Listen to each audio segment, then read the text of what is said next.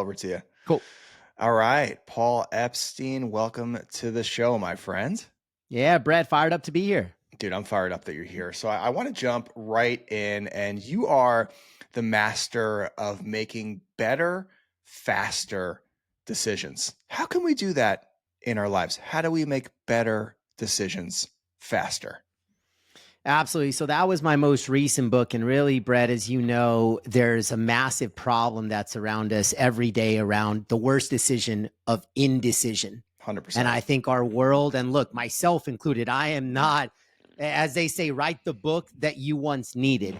And so when I talk about things, it's because I realize some solutions in solving for my own problems and then sharing and scaling that out. But ultimately, if you're solving for paralysis, if you're solving for having stress and anxiety and doubt, and perhaps worrying too much what other people think or about a potential negative outcome when you're at these critical forks in the road of business and life, I cultivated a process that I stress tested on myself. And really, I started to understand, Paul, when you made some amazing decisions, what was the through line? What'd you learn? What were the insights? And then on the flip end, hey, you screwed these up. What'd you do different? And I really started to understand that there's three elements of making better decisions faster: head, heart, and hands. Head being our mindset, heart being our authenticity, so our truth, and then hands being action. And so there's an equation, and this is really a 60-second masterclass. It's very simple, sticky, memorable, and I hope that everybody in your community listening and watching this can really plug this into every single area of their life. Because, Brett, I don't know if you know this, the average adult makes 35,000 decisions in a day. That's a lot. 35,000. Now, most of them, autopilot, turn left in a driveway, brush your teeth. You don't need an equation for that. Right. I call these your MVDs. If sports has MVP, a most valuable player, these are your most valuable decisions, the ones of higher stakes, higher consequence. So here's the equation. Head plus heart equals hands. In other words, when deciding whether to use your hands, there's two checkpoints, head and heart. Head, do I think it's a good idea? Heart, do I feel it's a good idea? And if you're listening in, next time you're pulling up to an intersection, you know exactly what to do. Green is go, red is stop, yellow is assess. And that's how the equation works. When your head and heart are on board, green light, 10 out of 10 times you take that action. The flip side is a red light. No head, no heart, they're both out. And then that messy middle is when either your head or your heart is on board. So if you're listening or watching right now, I want you to think of a decision where you might feel stuck in this moment, in real time. And as you think of that decision, think about, is your head on board? Is your heart on board? If they both are, green light, proceed with the action. Red light, don't do it or stop doing it. That's no head, no heart. And the messy middle is if one of the two is on board. That's it. That's the equation. Very cool and very effective. And I think a lot of people could benefit from using that process in their own lives. Curious what we do in the messy middle, though. What if we got head on board and we don't have heart on board, or vice versa? Is it just like do a little bit more soul searching, go for a walk in the woods, do some journaling, some more research? Like what's the answer there? The answer is there's a good yellow and a bad yellow. Think of this like a movie. There's a hero and a villain. And here's how you can separate the two. The good yellow is a yellow that has an opportunity to become a green. The bad yellow is the one that will linger forever, never having a chance to be a green. And that, my friends, is even more deadly than a red, because at least a red, you snap your fingers, you make a decision, no mas.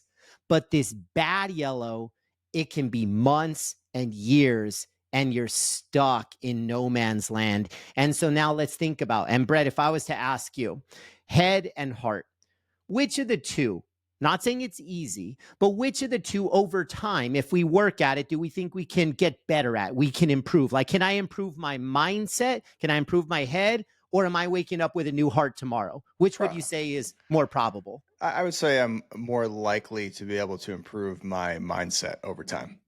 Yeah, and most people can. Again, I'm not saying that's the easy button, but to your point, you brought up the walk in the woods. You brought up talking to a coach or a mentor or a partner or whomever. Like, that is the work that's required. And so if the heart is not going to change overnight, and it likely won't. Your truth is your truth. Your authenticity is your authenticity. The bad yellow is the yellow where your head is on board and your heart will never join for the party. Let me give you an example. So in my former sports business days, I was leading massive sales organizations. And oftentimes, not all the time, but oftentimes, some of your top producers and top performers that are selling the most widgets, they can be a little difficult. All right. You got some lone wolves in there, some people that are driven by many other things other than team dynamics and culture. And so it's a me game versus a we game. And so what I would do, as much as I'd love to say that, hey, those people didn't fit inside of our team and they didn't fit in our locker room. You know what, Brett? The earliest chapter of my management days, I kept them because we had goals, we had pressure, we had expectations. I wanted to make my boss happy. I wanted to grow my own career. So we kept our top producers because scoreboard wins. We always based it. You could judge decisions in an Excel spreadsheet. I'm not saying that was right, but that's what we did. That's what I did. So then TikTok, what happens? You keep these people around for years. And the compounding effect is now I've got pollution in my locker room. I've got a toxic culture. So I've got some engagement problems. And then I lost some of my best people because they said, well, Paul, you're tolerating bad behavior. So now they leave. Now I got retention problems. And then people that weren't working for us yet as recruits, they found out that that's how we were rolling internally. And now they didn't want to work there. So now I have recruiting problems. But if I could have talked to the Paul of those years, I would have said, Paul, you don't have a culture problem. You don't have an engagement problem. You don't have a retention problem. You don't have a recruiting problem. You have a yellow light problem. Because my head said keep them, my heart knew they weren't a keeper, but I kept them anyways. So that's an example of a bad yellow. Okay. And now the way I would roll today is, as difficult as it is to lose those widgets sold, the right decision is to lead from your heart. Because if that is the case, I don't have a magic elixir for positive outcomes, but I have a magic elixir for living with no regrets, living true to your heart, being authentic, and not being so focused on outcome, but being focused on a process that leads to purpose and significance and happiness and fulfillment. And when you listen to your heart, those things are on the other side. And that's the code that everybody's trying to crack. So the good yellow is your heart's on board, and now you got to do the hard work from the neck up. That's the good yellow. That's where I stay in the fight. And worst case scenario, even if you don't get the outcome you want, I promise you, my friends, you will not have regret for going on that journey. I have countless examples of leading from my heart. I go on this several month or several year journey of a business relationship or a personal relationship or a financial investment or whatever type of decision it was. And even if I didn't get the outcome I wanted, I can go to my grave happy and just living a full life because I was true to my heart, versus the opposite. I've got massive regret in that bad yellow. Hell yeah, brother. Hell yeah, brother. And I think just, yeah, being decisive in life, so important. Maybe the most important skill that you could hone if you're trying to live a successful, impactful, fulfilling life. You've got to get good at making good decisions and making them quickly. I was listening to a Jeff Bezos interview recently, and he really attributed a lot of his success to the ability to make quick decisions. Of course, not too quick, like still giving them some thought, but making them as quickly as possible as he could in a responsible way. What was the way that he termed it? And I was like, that's really good. Make decisions as quick as you can in a responsible fashion. And so many of us get stuck in the mud. We don't know, should we take on that project? We don't know, should we start the podcast? We don't know if we should start this business or that business. And the truth is, you learn a lot more through action than you do sitting there in your seat thinking about which way to go. So just make a decision and take some steps in that direction. And maybe it's the wrong direction, but you'll learn that by taking action towards an objective, as opposed to just sitting still and wondering which way to go for your entire life. 100%. I believe there's two types of people, and you're spot on. There's offensive people and defensive people. The offensive mindset, the offensive game plan is, I'm going to either succeed, or on the flip side, I'm going to learn and grow. if I didn't get the outcome I wanted. But at least I was decisive. At least I pulled the trigger. At least I took action. The defensive person and the one that says I succeed or I fail. So the thought of failure is what cripples them, is what gives them paralysis. It's why they are indecisive and they don't take action. It's because they believe that failure is a possibility versus the offensive person says like, no, if I don't get the outcome, I learn or I grow. Also, one important caveat that I think is important to share, when you write something like Better Decisions Faster, people sometimes confuse the word faster with fast. They're different. They are very, very different. And respect to Bezos, and I get it, like we should move decisively and with conviction and quickly, but there is a caveat to that. If there's a massive decision in your life that could uproot your family, that could have massive financial implications, that could do something where now the next decade of your life could be influenced for better or worse because of this decision. I think for decisions of that type of significance, you don't need to move fast, but you need to be faster versus indecision. Meaning, I took 9-10 months to decide to take my Jerry Maguire leap out of the sports business. Now, it wasn't 9 days, but it could have been never. It could have been 5 years. It could have been 10 years. So what I did, because I was following my heart, I made the decision in my head and in my heart before I took action with my hands. But the decision was made. And now behind the scenes, I was taking micro actions. I'm doing the research. I'm doing the coffee meetings. I'm socializing the idea confidentially to see like, oh, what are my options? And so little micro, but I never put my family at jeopardy. I never did anything that was irresponsible. But I think that's a very important caveat. You can make the decision in your head and heart before you physically pull the trigger. And like, if you can separate those things, I don't think people are afraid of the head heart decision. It's the hands that give us paralysis. So sometimes leverage this head heart hands equation and do the head and the heart work. That way, at least you make a decision and you have progress and momentum toward ultimately what turns into the physical decision and the physical action. That's a much more effective crawl, walk, run methodology that a lot of folks can adopt, even if they have fear, doubt, and worry. Right. Like if you are tremendously successful in your line of business right now, but you're thinking maybe your heart wants to do something else, you don't have to get up tomorrow and completely uproot your life, but start taking some little micro actions. Like you said, take a coffee with someone who's maybe in the Yep. industry that you're considering, do some Yep. research within that industry, maybe join a community or two, a Facebook group, just get in the conversation and just start taking those little baby steps. And that is the momentum that you need to eventually make that decision if you decide to do it. Maybe you dip your toes in the water and you go, you know what, this actually isn't for me, and I think I really love what I'm doing even more so now after kind of contemplating a different way to go. I think that's really good advice, and I want to kind of touch on your sports background, award-winning, sports executive in the NFL as well as the NBA. You got the footballs behind you. I think you got the 49ers helmet there over your right shoulder, and I read, as I was researching for this interview, that you were the Y coach for the Yeah. 49ers. And I'm just curious, what exactly was the Y coach? I need you to talk a little bit about that. 100%. So I had a retreat that changed my life. Everything was going super well, man. Like it was literally, if I were to date this, we're talking back in 2016. The retreat was in the fall.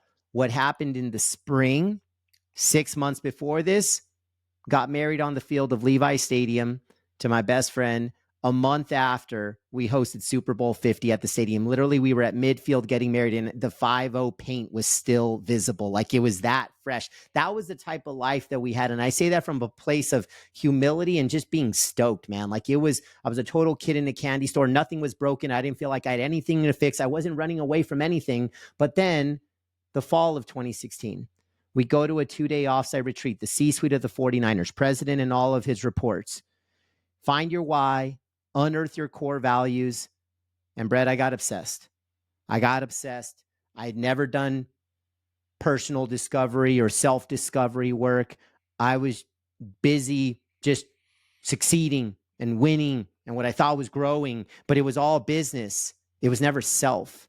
I never took that master class on self. And as soon as I realized who I was from the inside out and what do I stand for and how do I want to show up, I got obsessed with the possibilities of becoming one Paul. Here's what I mean by that. Going into that retreat, LinkedIn profile looked real sexy. Again, on the surface, nothing was wrong. You're getting married on the field, like nothing is wrong. Everybody's saying bravo. You're growing your career. You're getting all the trophies and the accolades. But I had two versions of Paul. I had a work version and a personal version. And leaving that retreat, that became non-negotiable. I made the decision to become one, to just show up as me, regardless of the consequences. Air quotes, I stopped playing the game and I just married that person of who I was on the inside. So what happens is the following Monday, literally, Brett, when I'm opening up a keynote, one of the first things I say the ROI of today's conversation are the decisions we make and the actions we take on Monday morning. So I invite and I challenge every audience that I speak to say, there's a bullseye on next Monday. If this is just a keynote, I'm going to inspire you. But if you want this to change your life, that's on you. And you got to make some decisions and take some actions this coming Monday, because the decisions and actions that I made and took the following Monday after the retreat were what actually changed my life. So here's what went down. I get back in the 49ers front office and I'm preaching from the mountaintops. I'm preaching from my imaginary soapbox. Let me tell you all about the retreat. Let me tell you all about the retreat. So one by one, people on my team, they're coming up to me and said, I want some of that. And then the water cooler buzz starts to go. And now it's spreading. So some of the football coaches come up to me and some of the players. Eventually, HR comes up to me and says, what do you think of coaching the why to our onboarding employees? And that's how I became known as the why coach. It was a passion project. It was a side hustle. I was still running sales for an NFL team. Again, nothing was broken. I had nothing to fix. But as they say, I got more obsessed with my passion project than my day job. It was what truly started to light me up. And the way to think about what does it mean to be a why coach, because I get asked that all the time, I help people tap into their compass. And I believe that there's internal layers of your compass and outside layers of your compass, and they operate like your GPS. It's pretty much your personal operating system. So from the inside out, you've got a why. So I help people better understand their why. Then you've got your core values. I help people understand their core values. And then I tap into their beliefs and their belief system, which is molded through your life experiences to date. And then the outermost layers are your decisions and actions. And that's how you show up. So as I navigate this compass and I was coaching the why to individuals, now we've got clarity on your why, your values, your beliefs, your decisions, and your actions. And the most authentic version of you is when you have full alignment, full congruence, because when you source those outer layers of decisions and actions from who you are at your core, like your why and your values and your beliefs, that's where authenticity comes from. That's where unshakable confidence comes from. That's who we are. That's who we are. And so that was the work that I was doing. And once I realized the power of this work, once I realized the fulfillment that I got from it, it became non-negotiable to stay in sports, because practicing what I preach, Brett, my strongest core value is impact. And it's deeply rooted. It's based on losing my hero, my father, when I was 19 years old, and he was a person on a mission of impact as an educator and leaving people in places better than he found them. So impact, one thing I learned about myself at this retreat is how closely connected I wanted to pay my dad's legacy forward and live out that purpose. And so it got that deep at the retreat. When I say life-changing, there is no fluff here. This is stuff that it is gut-wrenching and it takes you down to the valleys of life, but also recognizing what's at the peaks of life. So as I started to do that work and I said, all right, based on my hero, I dedicated the rest of my life to impact. So here's a simple question, Paul. If you were to stay in the sports industry inside of these four walls, could you create more impact inside of those walls or beyond? And the answer to that question took me to a place where I had to leave sports. But I never thought of it as I'm running away from anything. I never thought about it as something has to be broken and I'm fixing it. I'm just running towards something. I ran toward a mission. And so I went from career to calling, but it was all based on that passion project of being a why coach that gave me the confidence to make a decision like that.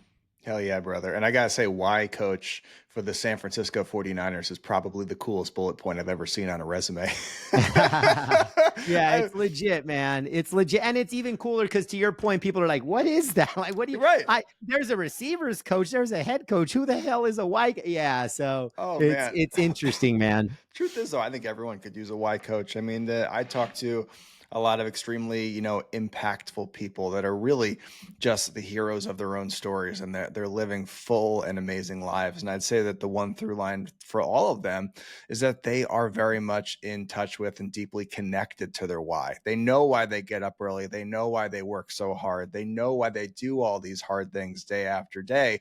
Because if you don't know why you're doing these things, then you're going to lose momentum, and you're going to lose it pretty quickly. And instead of doing all those things on your to-do list, you're going to go to the driving range, or you're going to watch some Netflix, or you're going to bum Yep. out and take a nap. Unless you're deeply connected to that why, it's going to be very tough to maintain that momentum necessary to do big things on this planet. And I want to talk about, Monday momentum, because we're talking momentum a little bit right now, but just curious, I don't want to leave the why conversation yet, because I think Yeah. a lot of people struggle with this, right?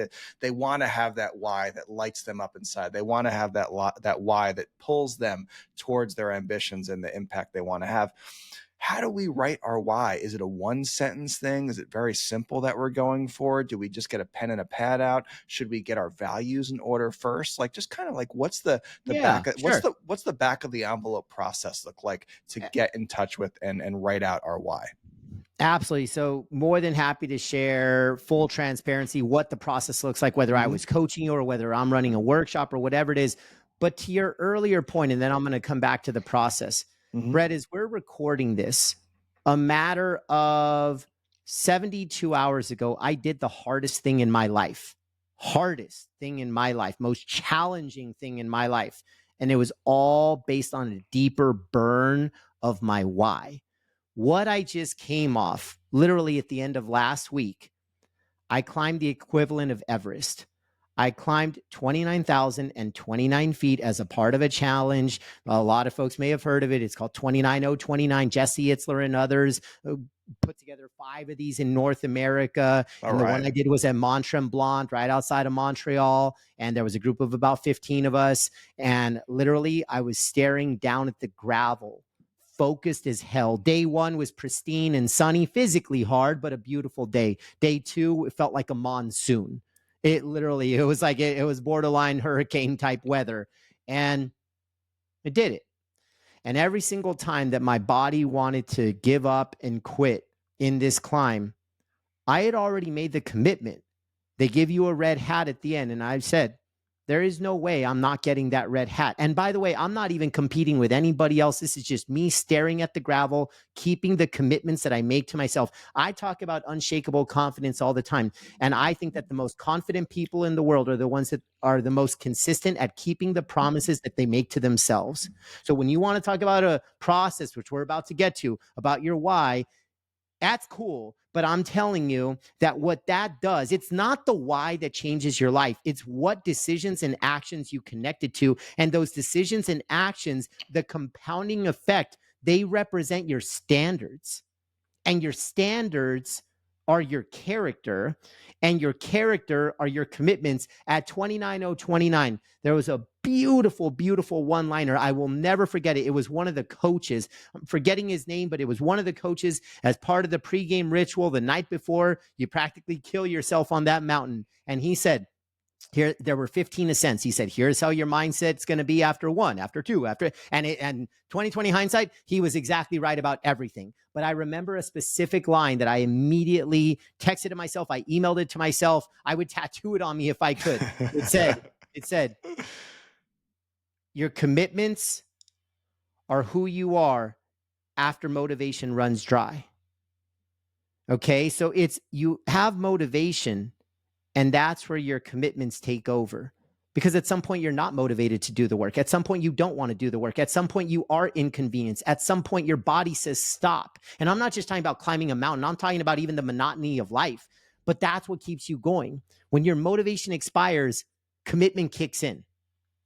And that's what I just experienced. So now let me answer your question. How does everybody listening and watching right now tap into their why? Here's a process. It's called a lifeline. So if you were to take out a blank sheet of paper and you draw a horizontal line right through the middle of it, so from the left middle to the right middle, draw a horizontal line and put 2 dots on the end, on the very left end, on the very right end. Those 2 dots represent birth and present day. So on the left is birth, at the right is present day. Above the line, you're going to write down all the positives and the peaks, the positive moments, memories, events, and experiences of your life.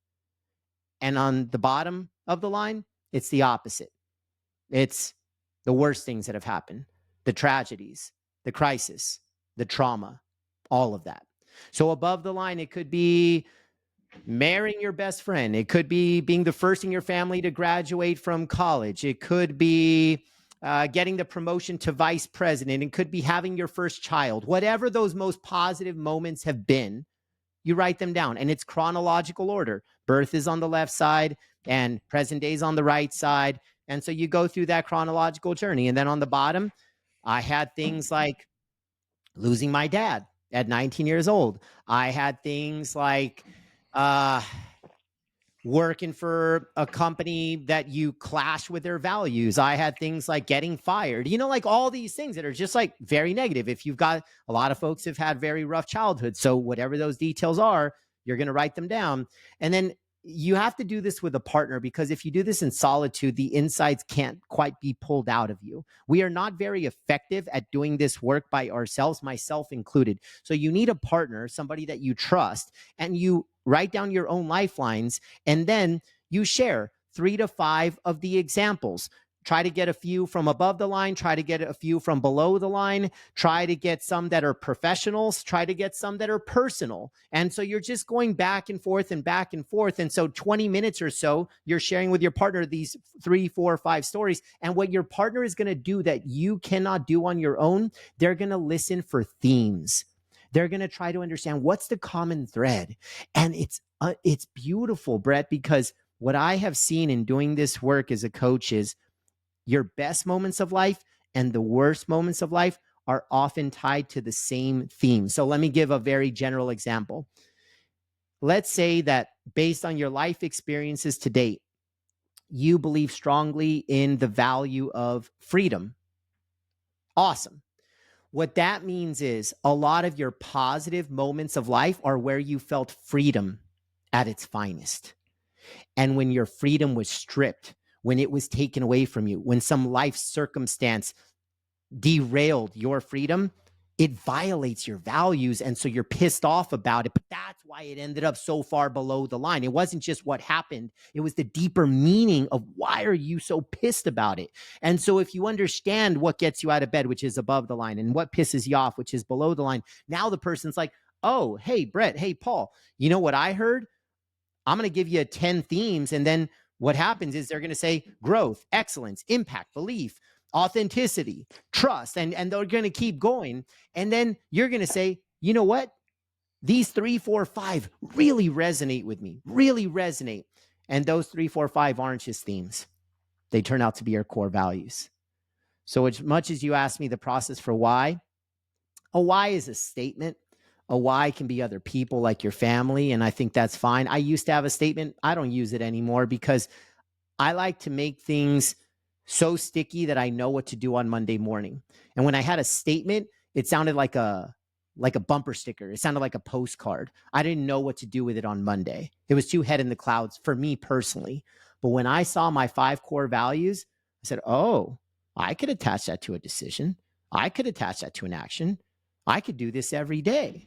And so I found that values were actually the more tangible and actionable thing.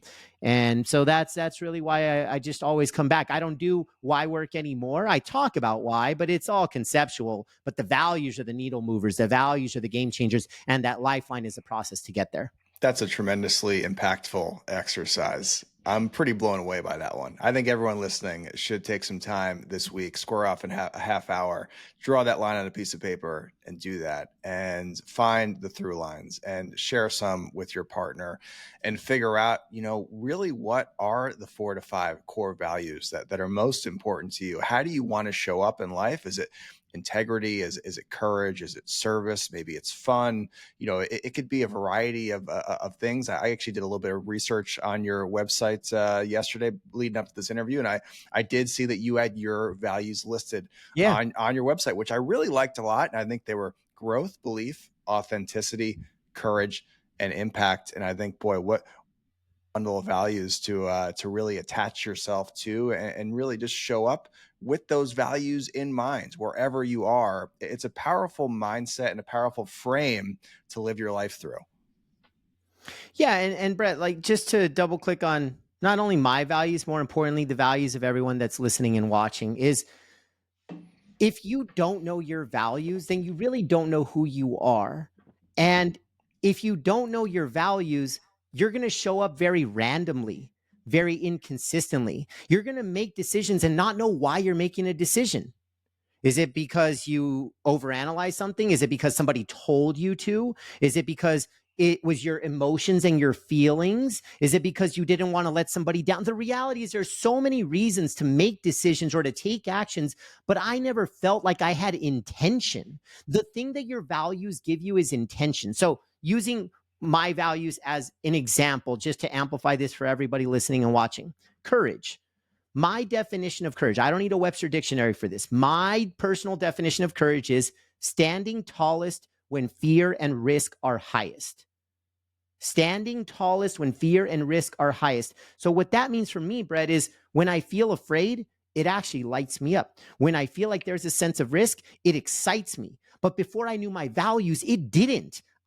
I was just like the typical person that fear and risk can be associated with negative emotions and paralysis and indecision. But now I say, oh, where there's fear, there's potential for courage. Where there's risk, this might be a batting rep for me to show up more courageous as a husband, as a father, as a CEO, as a founder, as an owner, however I need to show up. So all that your values do is give you opportunities to show up with your decisions and actions that are connected to those words. And that, if you can do the compounding effect of that exercise, and I even have a journal where I connect values and actions, and I'm more than happy to share if you'd like in this conversation. But regardless, I fundamentally believe that that's why my life changed. It's because those weren't just 5 words. Like impact leads to a Jerry Maguire leap.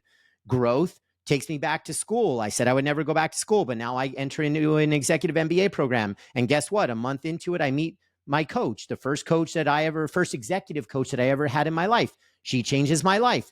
I talk to her to this day, and she's been one of the most inspirational figures in my life. I don't meet her if I don't get my executive MBA. I don't do my executive MBA if it wasn't for making a decision connected to my core value of growth. So you see where this is going. Like, becoming an entrepreneur was connected to growth and belief and authenticity. Like none of my decisions now are accidental. None of my actions now are accidental, versus I was as random and inconsistent as anybody in the world before I understood my values. I was succeeding. I was winning. My LinkedIn profile looked amazing, but I was super inconsistent and super random. And I believe that the world is such high change, high disruption, high uncertainty that everybody, the easy button is to be random and inconsistent. And we blame it on life being hard. That's fundamental BS. Anybody that tells you that environmental circumstances consistently derail them, they just don't know who they are.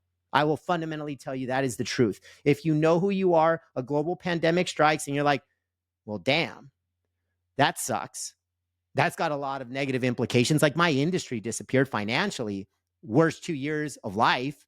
But I will tell you that you don't blink. So you're like, oh, well, the speaking industry disappears. So what do? Well, I wrote my first book in the spring of 2020.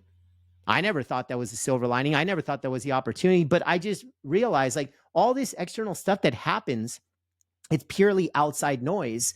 And the people that view it as noise versus treat it as victims, the gap is, do you know who you are? And knowing who you are the values. So good. I mean, really powerful stuff there, Paul. And I completely agree with it. And I think so many of us, I'd say most people, 99% of people, have probably never taken the time to do the work to write down what their core values are. I will say that I have mine written down, and integrity, service, and fun are the three Mm, values, that I try and bring into every mm, situation.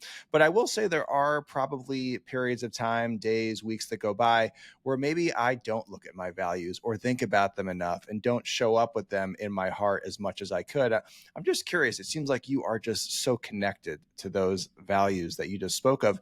Do you try and keep them in front of you from like a tactical yeah, standpoint? Do you try and read them every morning? Like, how do you stay so connected to those values? I love this. So I'm going to share a process, and this might be the most impactful thing that we talk about in this entire conversation. So if you have enjoyed the conversation at this point, this is going to be one where you want to get a pen and paper out and really write this down in real time. So there is a journal that I personally used coming off this retreat. I created my own journal when I was a Y coach. This was the process that I had people put pen to paper on. And to this day, it's something that I share at keynote stages all over the world. And it's how do you put your values in action? And it's via a journal. Before I share the quick journaling statement, my equation that I have coached to Navy SEALs, Olympic athletes, Shark Tank entrepreneurs, Fortune 100 CEOs of how you build and sustain unshakable confidence is what I'm about to share. The formula is confidence equals values times action. I'll repeat that. Confidence equals values times action. The multiplication is how consistently you do it. In other words, show me a person that takes consistent action on their values. I will show you a confident person, period, full stop. So, with that in mind, what I'm about to share with you is the statement in the journal that you will notate. And by the way, if you're listening or watching to this and you don't know your core values, I got you. Here's what you do. You could literally hit pause on this right now. If you were to Google common list of personal core values, you'll find infinite lists, 50 words, 70 words, 100 words. Pick one. For the sake of this journal, pick the one that jumps off the screen, pick the one that jumps off the page. So you can do that and then plug back in. So here's the journal statement. You have to do it once a week, and it only takes 2 minutes. So as busy as we are, everybody in the world has 2 minutes a week. Here it is. You will journal. For the week ahead, I will live my value of blank by blank. The first blank is the value that you just chose. The second blank is an action that you connect to the value. Remember, confidence equals values times action. This is how you put the value and the action on paper. So I will live my value of insert value here by insert action here that is connected to the value. Let me give you two hypothetical examples to make this very real. Let's say that somebody listening and watching, Brett, chose the value of joy. Cool. We could journal something like, for the week ahead, I will live my value of joy by cooking my favorite meal. Simple, small, accessible. Anybody in the world can do it. For me, I'm throwing bacon in a pan. What are you doing? Whatever brings you joy, you do you. So that's joy. That's an example of what you could journal on a given week for joy. You cook your favorite meal. Okay, let's up the ante a little bit. Let's detach from joy and let's say that you chose a core value like courage. Here could be a journal. For the week ahead, I will live my value of courage by having that challenging conversation that I've been putting off. Hell yeah. You're not going to have that conversation because Paul said. You're going to have that conversation because courage is a core value. And that's how the process works. That's so And now good. the last caveat for everybody is, I don't care whether this is a Navy SEAL, an Olympic athlete, you or me. If you only do this once or twice, I'm sorry, I promise you no permanent growth and no transformation, because it'll never become a habit if you only do it once or twice. Now, that's also the same reason why New Year's resolutions don't stick. We don't stick with it long enough. We don't have a process or system like a journal. So here's the beautiful part about what I'm about to share. This isn't doom and gloom. There's a lot of research about habits. There's a lot of research about habit formation. And the summary is, As long as you have a process or system, such as this journal, the average person, it takes 3 to 4 weeks of repetition for it to stick, for it to become a habit. So in other words, let's get past that threshold of habit formation. So if it takes 3 to 4 weeks, here's what I've done myself and here's what I coached others. Lock in on one value for 4 consecutive weeks. One value. So joy for 4 weeks, courage for 4 weeks, excellence for 4 weeks, service for 4 weeks, fun for 4 weeks. Whatever it is, stick to the same value. And every week you choose one action that you commit to in service of that value. And what you're going to find is the first week, it's going to be awkward. You're going to do it. It's going to feel clunky, and you'll do the action. Hopefully, if you're committed to this. The second week, you'll do the action. Maybe you sneak in a second, but like you'll do the bare minimum of what you committed to on the journal. But then the third week, a couple extra bonus actions that you didn't even write down. They just start to happen. They start. And the fourth week, it explodes because you've created a habit loop. Value, decision, action, value, decision, action, value. So my clients, they start to do 7, 8, 9, 10, 11, 12 actions in that fourth week. They only journaled one of them because there's this internal reaction that you start to believe, I am a person of growth. I'm a person of authenticity. I'm a person of impact. I am a person of fun. I'm a person of service. I'm a person of integrity. And you swing the bat so consistently and you just start to do it naturally. It's internalized. This journal can change your life. Paul, I'm sold. I am adding value journaling to my Sunday routine. And I think it just makes sense, right? These are the values that you want to show up as.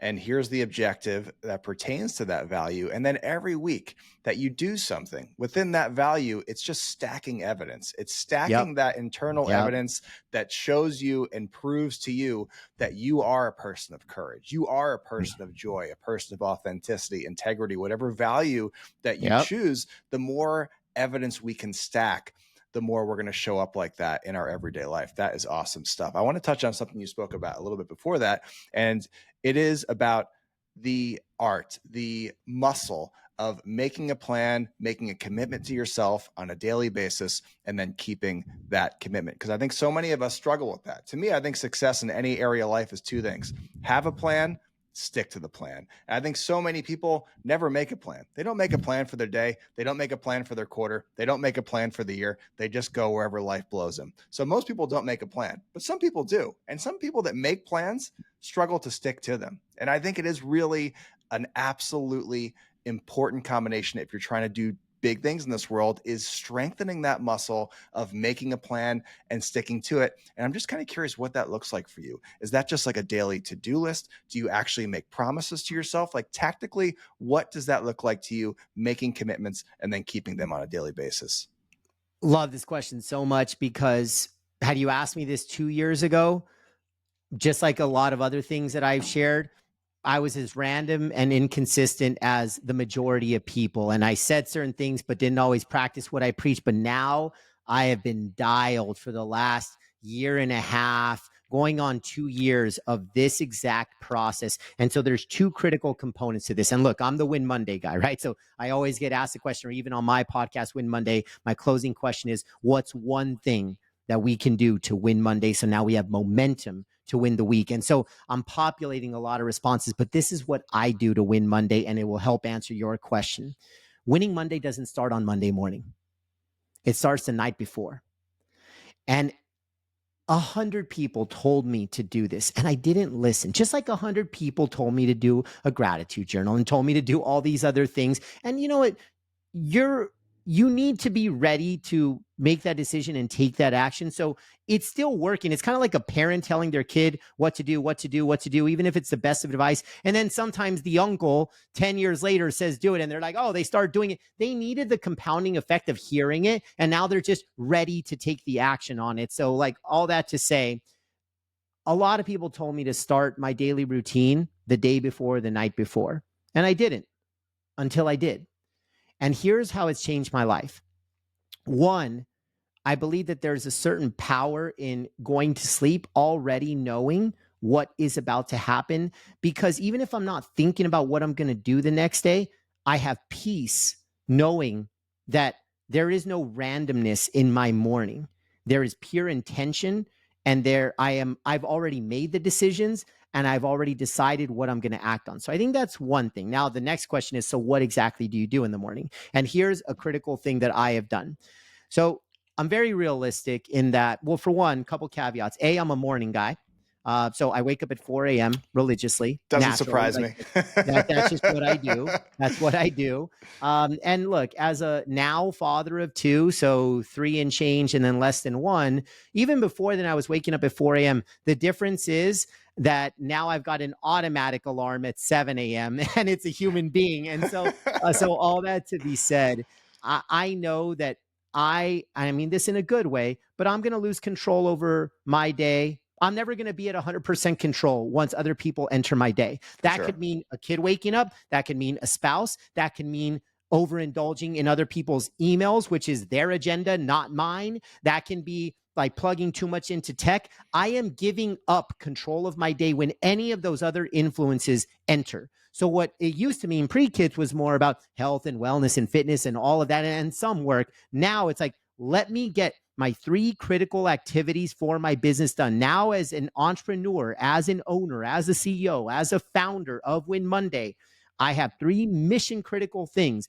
that I decide on the night before and I execute between 4 and 7 a.m. So literally, Brett, if everything were to go sideways in my day, if every single variable went against me, I've already won. I like to use a Vegas analogy. I'm just playing with house money after 7 a.m. Anything good that happens is gravy. If everything went sideways, it doesn't matter because I'm going to do 3 winning activities the next morning before 7 a.m. And the compounding effect of that is 15 winning activities per week, 60 per month, and we can keep doing the math. I'm not going to do it right now, but that's my routine. I decide on my 3 critical activities the night before and I execute as soon as the coffee kicks in after 4 o'clock. And by 7 a.m., I'm already winning, dude. And Yeah. everything else after that is like, now I can be more present. Now I don't have the stress and the anxiety. Now I can be where my feet are. Now I can take the meetings that I want to take. Now I can cut out negative people from my life. Now I don't need to go chase money or chase deals or I don't need to do any of that. Because if it was that important, I would have done it before 7 a.m. It's a lot of power in that. I think the magic in that, yes, is that you get up early and you do it before, before the bullets start flying, so to speak, before the kids are up, before the fires have to put out. Yep. You block off those 3 hours of deep work. But I also think what is so effective about that plan is you keep the list to only 3 items. Because I think so many of us Totally. as entrepreneurs make a list the night before or the morning of, and it's 17 things long, and we wind up getting almost none of it done because it's so overwhelming and we just tap out. We go, I can't get all this shit done, so I'm just going to go Yep. do something else. Keeping that list so concise to those 3 mission critical things that you think you can do over the course of 3 hours is the magic of that plan. I think it's why it's so effective It's for your you. tier A, right? Like every business and every relationship and everything in life has tier A, tier B, tier C, and we could keep going. I'm just keeping it to tier A. It doesn't mean B and C aren't important, but if my entire life revolved around 100% or even 90% execution of tier A, dude, that's a winning life. Hell yeah. Curious, do you write them out freehand, or is this just something you put in your calendar? Yeah, freehand. Yeah, I'm old school. Just to get real nuts and bolts with it. And I do think there is something powerful about writing your objectives freehand. I do just I think there's agree. something that connects it to your soul a little bit more on a powerful level than just typing it into a browser. Paul, this was fire, man. Thank you so much for taking the time. I know I got a lot of this conversation. I'm sure the audience did too. Where can everyone keep up with you? Yeah, so paulepsteinspeaks.com, that's where all the speaking info to bring me in for your team or organization, that's where the book info.